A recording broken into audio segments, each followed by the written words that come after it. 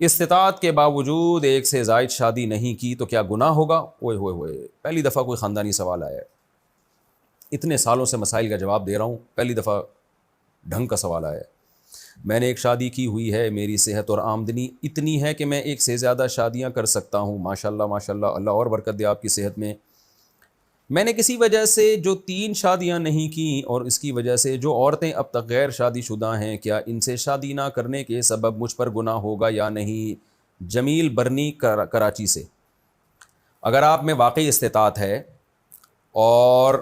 شادی کے بعد صرف صحت اور پیسہ کی کافی نہیں ہوتا، اس کے بعد جو ری ایکشن ہوگا اس کو بھی برداشت کرنے کی آپ میں ہمت ہے، تو میں یہ سمجھتا ہوں کہ اگر آپ دوسری تیسری شادی نہیں کرتے تو آپ گناہ گار ہوں گے۔ اس کی وجہ یہ ہے کہ جب دوسری شادی مستحب تھی اس وقت تھی جب سب لوگ کیا کرتے تھے، اور جو تعدد زوجات یا زیادہ بیویاں رکھنے کی جو مصلحتیں تھیں وہ حاصل ہو رہی تھیں۔ اب چونکہ پوری سوسائٹی نے اس کا بائیکاٹ کیا ہوا ہے، جس کی وجہ سے اتنی لڑکیوں کے گھر برباد ہو رہے ہیں، خدا کی قسم کبھی میرے پاس بیٹھو تم خون کے آنسو روگے، میں تمہیں جو لڑکیوں کے میسج آتے ہیں نا، جو جن پر گزر رہی ہے، جو عمریں نکل رہی ہیں، تو خون کے آنسو روئیں گے آپ لوگ۔ اور یہ کل جو آج ہنس رہے ہیں نا میری ان 4 شادیوں والی باتوں پہ، وہ اپنی فکر کرے کل ان کی بیٹیوں کے ساتھ بھی اس طرح ہو سکتا ہے کہ رشتہ نہ ملے ان کو اور وہ عذاب میں زندگی گزاریں، اور جب اپنی بیٹیوں پہ گزرتی ہے تو پھر فوراً سمجھ میں آ جاتا ہے یہ فلسفہ۔ تو اس لیے ایک عرب علماء میں بھی بہت سے علماء کا یہ فتویٰ ہے، میں نے جو ایک سے زائد شادیوں کی ضرورت کیوں یہ جو کتاب لکھی ہے، اس میں میں نے عرب علماء کے ان فتووں کا ذکر کیا ہے کہ جن میں انہوں نے کہا ہے کہ جن علاقوں میں عورتیں بہت زیادہ بے نکاحی ہیں، جن کے نکاح نہیں ہو رہے،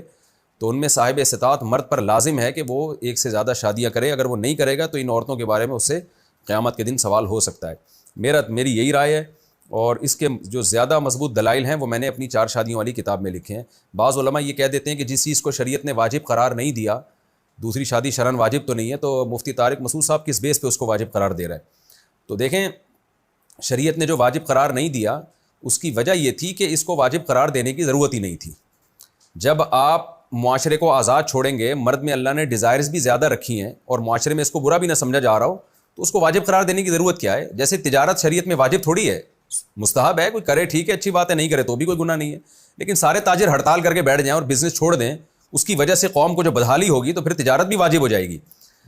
تو اسی طرح سے 2-3 شادیاں بھی سنت ہیں عام نارمل حالات میں، لیکن پوری قوم اگر بائیکاٹ کر کے بیٹھ جائے تو پھر وہ سنت تھوڑی، پھر تو وہ صاحب استطاعت پہ واجب ہو جائے گی وہ۔ اس کی مثال ایسے جیسے ایک شادی بھی تو سنت ہے نا، کوئی فرض تھوڑی ہے، لیکن اگر ساری قوم ایک شادی چھوڑ دے اور عورتوں کا بیڑا غرق ہونا شروع ہو جائے، سوسائٹی میں زنا پھیلنا شروع ہو جائے،